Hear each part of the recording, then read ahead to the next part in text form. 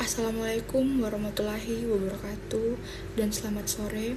Perkenalkan, nama saya Ayu Medita Sancoko, NIM 231110443, Program Studi Ilmu Hukum, Fakultas Hukum, Universitas 19 November Kolaka.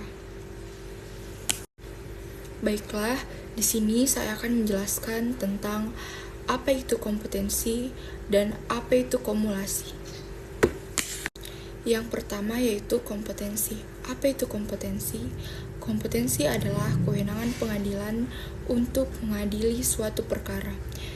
Kompetensi terbagi menjadi dua, yaitu kompetensi absolut dan kompetensi relatif. Kompetensi absolut adalah kewenangan suatu pengadilan untuk mengadili suatu perkara yang bersifat mutlak dan diadili oleh pengadilan tersebut. Dan dengan kata lain, kewenangan tersebut tidak boleh diimpahkan pada pengadilan lain. Sedangkan kompetensi relatif adalah kewenangan suatu pengadilan yang bersifat sejenis untuk memeriksa, mengadili, dan memutus perkara yang ada pada wilayah yang bersangkutan, yang di dalamnya mengandung asas forum res vitae, yaitu adalah asas yang mengatur bahwa sengketa atas benda tidak bergerak menjadi kewenangan pengadilan negeri di tempat benda tersebut berada. Sedangkan benda dapat dibedakan menjadi dua, yaitu benda berwujud dan benda tidak berwujud. Jika gugatan adalah benda tetap, maka gugatan diajukan di pengadilan negeri mengikuti wilayah penggugat. Kompetensi relatif diatur pada pasal 118 HIR dan 142 RBG. Adapun beberapa kandungan dari pasal 118 HIR, yaitu apabila tergugat lebih dari satu, maka gugatan diajukan ke pengadilan negeri yang wilayah hukumnya di tempat tinggal salah satu tergugat.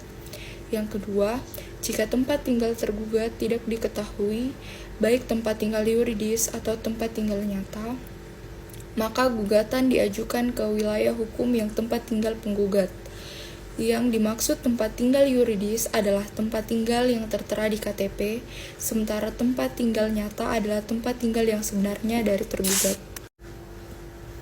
Sementara itu, bunyi pasal 142 RBG yang pertama, yaitu gugatan-gugatan pertama dalam tingkat pertama yang menjadi wewenang pengadilan negeri dilakukan oleh penggugat atau seorang kuasanya yang diangkat menurut ketentuan tersebut dalam pasal 147 dengan suatu syarat permohonan yang ditandatangani olehnya atau oleh kuasa tersebut disampaikan kepada ketua pengadilan negeri yang menguasai wilayah hukum tempat tinggal tergugat, atau jika tempat tinggalnya tidak diketahui di tempat tinggalnya yang sebenarnya.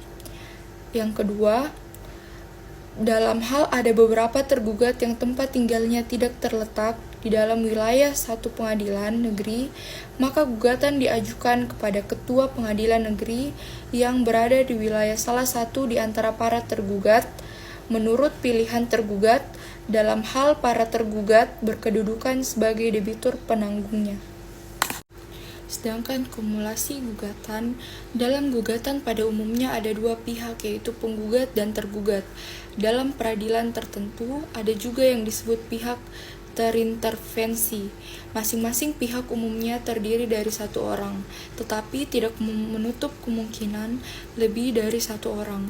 Begitu pula tuntutannya atau objek sengketanya bisa terdiri dari satu atau lebih dari satu objek. Kumulasi dibedakan menjadi dua, yaitu kumulasi subjektif dan kumulasi objektif.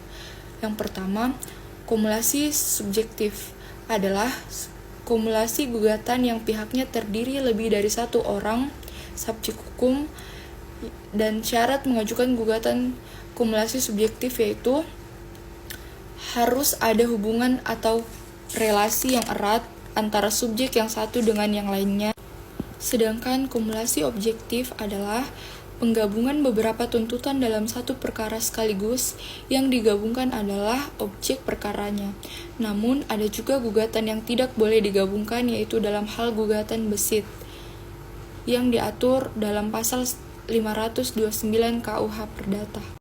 Baiklah, itulah tadi hasil paparan materi yang dapat saya jelaskan dari materi apa itu kompetensi dan kumulasi. Mohon maaf jika ada kesalahan dan kekurangan. Sekian dari saya, terima kasih.